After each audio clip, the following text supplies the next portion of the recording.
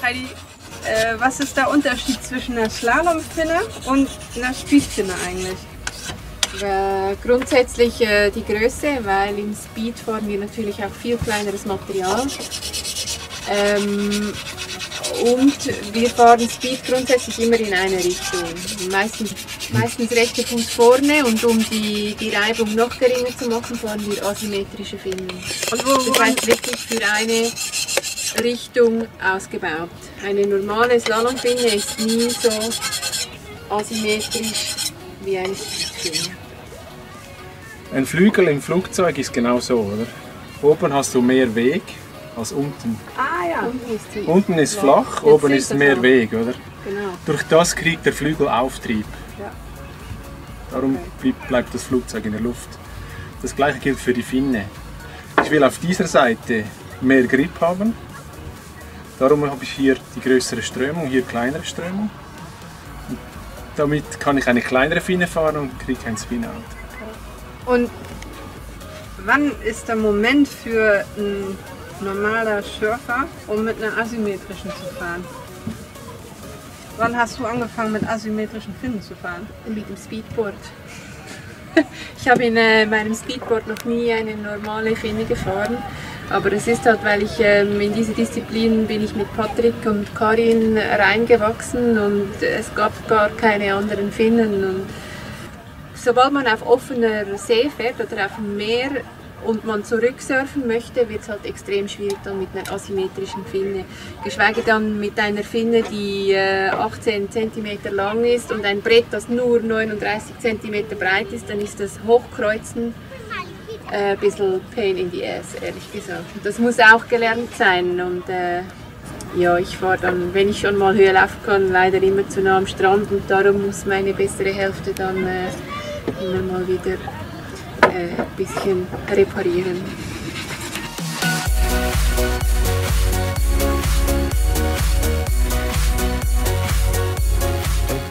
Die sahen vorher noch viel schlimmer aus, da war alles ausgebrochen. Oh, hier hast du also schon dieses Das Carbon. Das ist schon aufgefüllt, ja. Ah, das hast du Jetzt ist ausgefüllt. es am Runterschleifen, dass sie wieder schön Genau, okay. sind.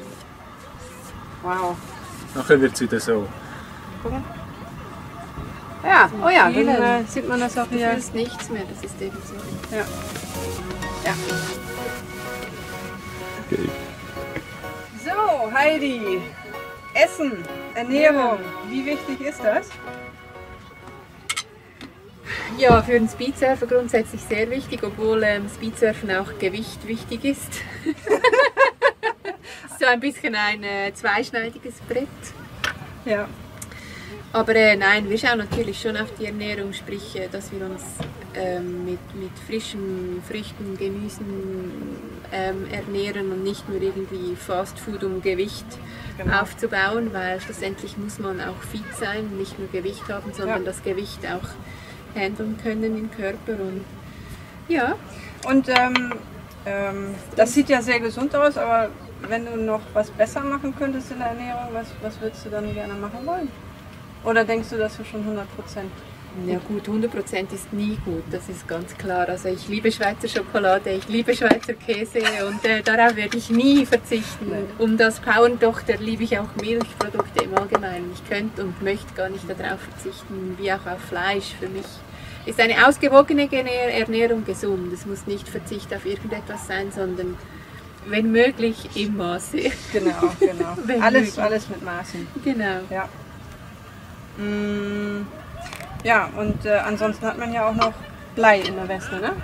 Für die Gewichte, genau. Ja, wir fahren grundsätzlich eigentlich meistens mit Blei in unserer Gewichtsweste. Wir haben eine Prallschussweste auf im Speedsurfen und eine Gewichtsweste, weil im Verhältnis zum normalen Surfen fahren wir immer zu große Segel. Kleine Bretter für wenig Reibung auf dem Wasser und zu große Segel. Und damit wir das Segel handeln können und stabil halten können, haben wir Gewicht in der Weste. damit wir die Stabilisation trotzdem hinkriegen. Also eigentlich ist das ein Gadget, was man braucht zum Speedsurfen.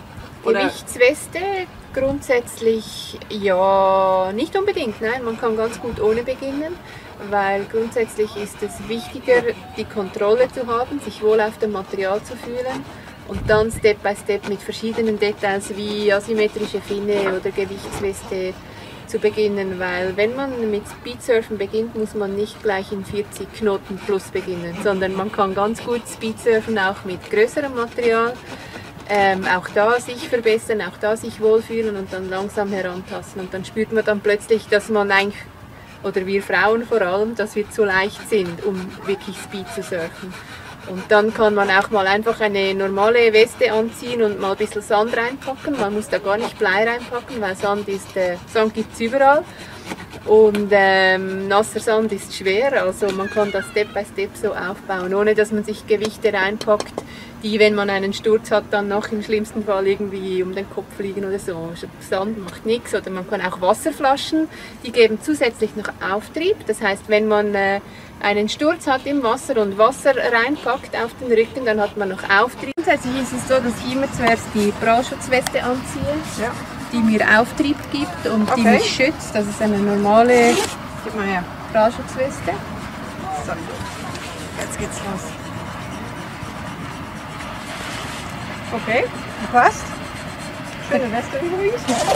Ja? Genau. Und jetzt? Die kann ich dann... Ja. Oh, wow. Entschuldigung. Soll ich das mal bei dir machen?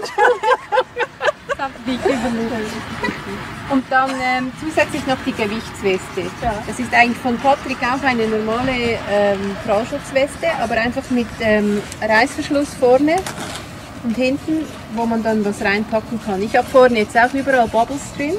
Okay. Was Und hast du da drin? Bubbles, um Auftrieb zu kriegen, einfach so Schwimmmaterial. Okay. Und dann geht's die... Und dann hinten auf offener See habe ich grundsätzlich nie mehr als 4 Kilo. Da habe ich dann die Bleiplatten drin. Okay. Das sind jetzt je 2 Kilo. Ja. Alles klar. Und die gibt es so zu kaufen? Nein, die haben wir machen lassen. Aber eben wie gesagt, grundsätzlich, es geht alles ohne Bleiplatten. Ja. Besser Sand oder Wasser reinpacken. Es ist Okay. angenehmer zum Tragen und passiert weniger Wellen. Und dann geht's so da rein? Ja. Ja. Uiuiui. Okay.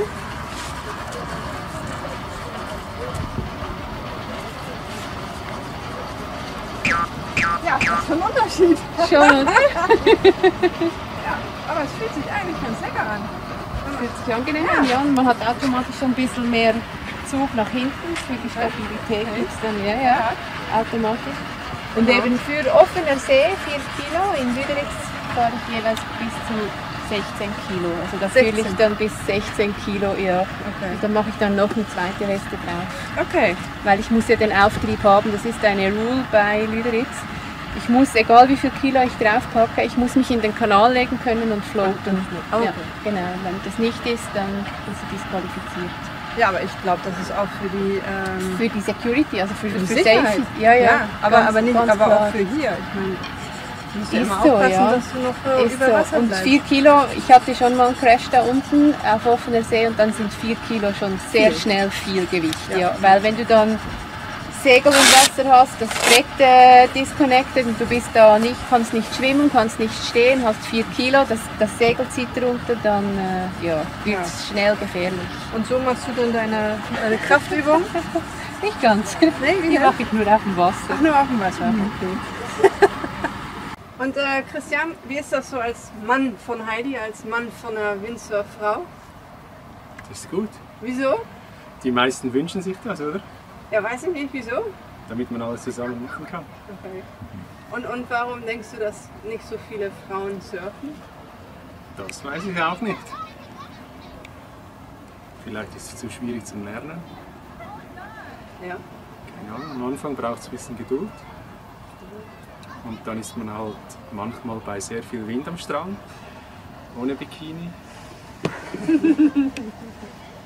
Aber ansonsten ist ja eigentlich der Surfsport so Beach Life, Beach Boys, Gute Beach Boys. Girls. Ja, keine Ahnung, wieso da so wenige Frauen unterwegs sind. Das ist natürlich schade.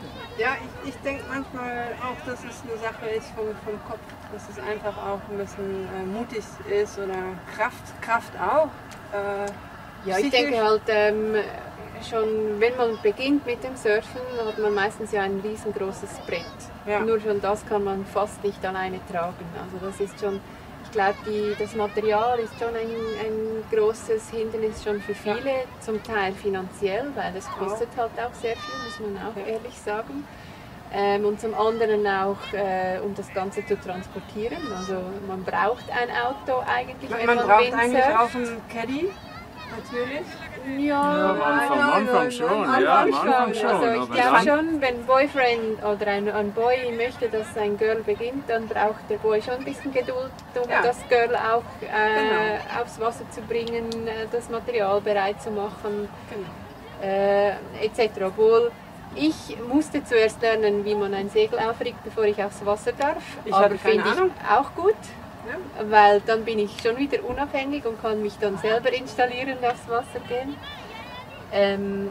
Ich finde es schade, weil wenn man den Sport lernt und wenn man den Sport kann, und das heißt nicht, dass man in der Weltspitze mitsurfen kann, überhaupt nicht, oder muss, überhaupt nicht. Es ist nicht nur ein Sport, es ist ein Lifestyle. Es ist so ein schönes Freiheitsgefühl, auf dem Wasser zu sein, den Wind in den Haaren zu haben. Ob im Sonnenuntergang oder im strömenden Regen, es ist einfach genial. Oder im Auf dem- Hagel. Oder im Hagel, oder im Oder im Winter, Schnee. im Ja, Schnee. Es ja, ist so ein genau. schönes Gefühl, mit dem Element Wasser und dem Wind etwas machen zu können, ohne Abhängigkeiten mit Handy, mit Laptop, mit irgendwas, sondern einfach ich, das Material und die Natur. Und das ist so ein schönes Gefühl, dass das unbezahlbar ist. Ja, doch, ich frage mich dann, wie kriegen wir die Frauen mehr aufs Brett und wie kriegen wir die Frauen auch dazu, dass sie auch mal sich trauen zu speeden? Ja, das ist eine gute Frage. Eben aufs Brett kriegen ist das eine und dann Speeden ist das andere. Aber ich glaube, Speeden muss man wirklich lernen, zuerst auch mit dem Material, was man hat. Ja. Ein bisschen versuchen, schneller zu fahren, weil es passiert nicht. Das ist genau das Gleiche.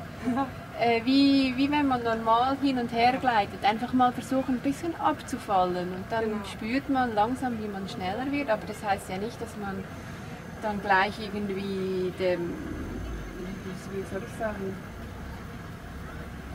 ein bisschen abzufallen und die Geschwindigkeit zu spüren, aber das heißt ja nicht, dass es dann gefährlicher wird. Überhaupt nicht. Aber es fühlt sich ja so an. Es fühlt sich ja wirklich an, je schneller man ist, dann denkst du, wenn du wieder 5 Kilometer pro Stunde schneller fährst, dann wow, aber dann gewöhnt man sich auch dran. Man gewöhnt sich daran, aber ich meine, ich kann so tollpatschig sein und da aus dem Bus rausfallen und mir den Kopf stoßen. Kann gerade so schlimm sein, wie wenn ich auf dem Wasser mich hinlege. Und das gehört ja auch dazu. Ja. Ich glaube, jeder Windsurfer kann schwimmen oder man kann eine Schwimmweste anziehen und das gehört dazu, dass man mal reinfällt, weil auch das Stürzen muss gelernt sein. Schlussendlich. Egal, ob man Fahrrad fährt, ob man skateboardet, ob man snowboardet, man fällt, das gehört dazu und nur davon lernt man schlussendlich auch wieder. Und was wichtig ist, wenn man fällt, ist, dass man Leute hat, die einem helfen. Die haben erst Die wieder haben aufzustehen, ja. Spirite, so wie ihr das auch gemacht habt. Ne? Ich Definitiv. habe ja auch meinen Crash gehabt, da war ich so froh, dass jeder mich auch wieder, nicht gepusht, aber auch das Vertrauen wieder zurückgekriegt hat. Ja, ich glaube, das war ein gutes Beispiel, weil schlussendlich beginnt die Blockade, wenn man crasht im Kopf. Hier. Nur im Kopf. Ja. Und vor 3 Tagen hat es ein bisschen mehr Wind gehabt und du wolltest zuerst nicht aufs Wasser. Total verständlich. Es hat, glaube ich, jeder schon solche Situationen erlebt. Und dann habe ich dir aber auch gesagt, jetzt müssen wir raus, oder jetzt musst du auch raus, weil sonst wird die Blockade nur noch größer und das scheißt dich an, weil alle Spaß haben auf dem Wasser, auch wenn sie am Kämpfen sind. So ist es. Und du gingst raus und hattest riesen Spaß, auch wenn die Bedingungen schlussendlich so rau und so stark waren, dass du gekämpft hast, aber du hast es versucht und ich glaube, du hast schon lange nicht mehr so viel gelernt vom Windsurfen wie an diesem Tag und vor allem hat es dich glücklich gemacht wieder, dass du es handeln konntest. Genau.